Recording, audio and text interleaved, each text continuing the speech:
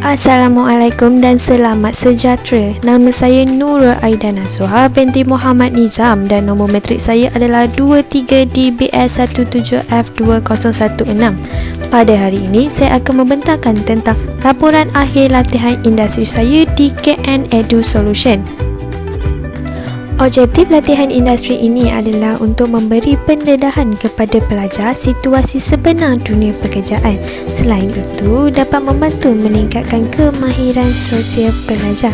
Seterusnya, dapat menanamkan semangat kerja berpasukan dan hubungan baik sesama pekerja di organisasi. Dan akhir sekali adalah untuk menanamkan sikap amanah, bertanggungjawab dan berkeyakinan tinggi. KN Edu Solution merupakan sebuah syarikat hak milik penuh Bumiputra yang ditubuhkan pada 7 Oktober 2016 di bawah Akta Pendaftaran Perniagaan 1956. KN Edu Solution beroperasi di Pusat Dagangan Seremban 2. KN Edu Solution tertumpu kepada mengurus dan mentadbir motivasi pendidikan, team building serta kemasukan pelajar ke pusat pengajian tinggi. Pendekatan yang digunakan oleh syarikat dalam proses pengambilan pelajar baru adalah dengan menjalankan sesi taklimat dan temuduga di seluruh semenanjung Malaysia termasuk Sabah dan Sarawak. Syarikat ini menawarkan pelbagai bidang merangkum peringkat sijil, diploma dan ijazah yang telah mendapat pengiktirafan daripada pihak berwajib seperti Malaysian Qualification Agency MQA, Jabatan Pembangunan Kemahiran JPK dan Jabatan Perkhidmatan Awam JPA. Misi dan matlamat syarikat. Visi syarikat adalah untuk melahirkan graduan berkemahiran tinggi ke arah kemajuan pembangunan modal insan secara holistik. Seterusnya, misi syarikat adalah menjadi organisasi yang mampu berdaya saing dalam menjana kesejahteraan masyarakat yang berilmu, beriman dan beramal demi kejayaan di dunia dan akhirat. Matlamat syarikat pula adalah untuk membantu pelajar yang tercicir untuk melajukan pengajian.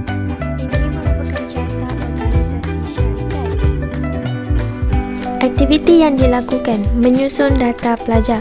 Menyusun data pelajar merupakan data dari semua sekolah di kawasan tertentu untuk diperiksa dan menyusun menjadi satu folder.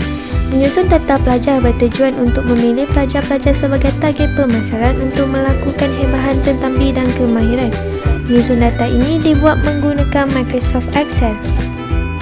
Seterusnya adalah sorting data. Sorting data ini bertujuan untuk menyusun data yang bersih. Data yang diperlukan ialah nama, nombor kad pengenalan, alamat, postcode, bandar, negeri dan nombor telefon ibu bapa. Postcode dan bandar akan disusun dan ditapis. Sorting data ini bertujuan untuk menyiapkan alamat pelajar untuk menghantar tawaran bidang kemahiran melalui surat ke rumah pelajar. Sorting data ini dibuat menggunakan Microsoft Excel. Seterusnya adalah menyusun data bahan. Setelah data yang disorting dan diperiksa, data akan diberi semula untuk disusun. Data ini akan disusun mengikut nombor telefon agar mudah untuk membuat bahan melalui aplikasi WhatsApp. Data yang tidak berkaitan seperti nama pelajar, nombor kad pengenalan, agama akan diradang. Selepas itu, nombor telefon pelajar serta ibu bapa akan disusun. Seterusnya adalah membuat hebahan melalui aplikasi WhatsApp. Tujuan membuat hebahan ini adalah untuk memberi jemputan ke temuduga pada tempat dan tarikh yang telah ditetapkan. Tetapi selepas pandemik COVID-19 ini berlaku, maka hebahan ini digunakan untuk membuat temuduga di atas talian menggunakan aplikasi Google Meet. Hebahan ini dibuat menggunakan dua cara, iaitu secara manual dan secara automatik. Secara manual ialah memasukkan nombor telefon pelajar dan ayat hebahan sendiri. Secara automatik pula, ayat hebahan akan dihantar menggunakan blaster melalui aplikasi WhatsApp. Seterusnya adalah mereka poster untuk kolej dan kursus. Ini adalah poster yang telah direka menggunakan Canva.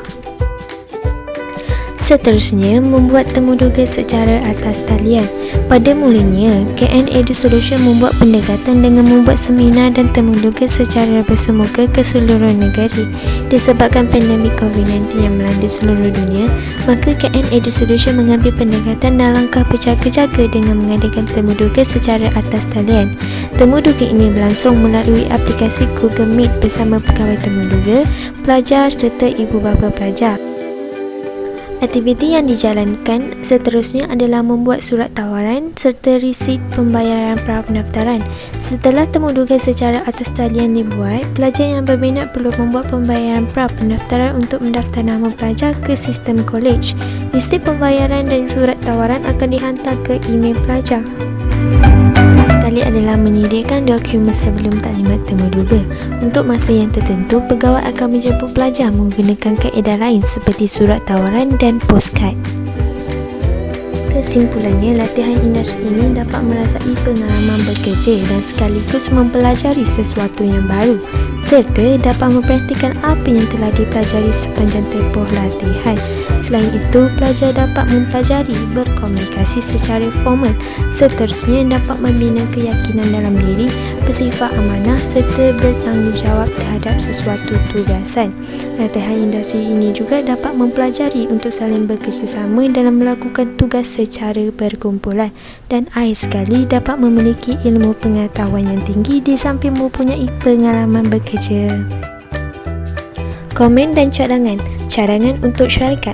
Membuat lebih banyak periklanan agar komuniti tahu kewujudan dan peranan syarikat. Seterusnya, menyediakan latihan industri yang tersusun agar pelajar lebih dapat menimba ilmu pengetahuan.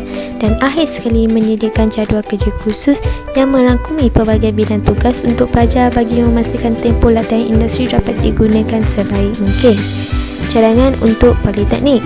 Menyediakan satu jadual khas untuk pelajar berdasarkan firma yang ditetapkan atau dipilih oleh pelajar bagi memudahkan perjalanan latihan industri. Seterusnya, pihak politeknik perlu mengenal pasti lebih firma atau organisasi yang berkeupayaan untuk menempatkan pelajar bagi menjalani latihan industri. Dan akhir sekali, pensyarah pemantau perlulah memantau pelajar yang menjalani latihan industri lebih kerap agar dapat mengetahui perkembangan pelajar.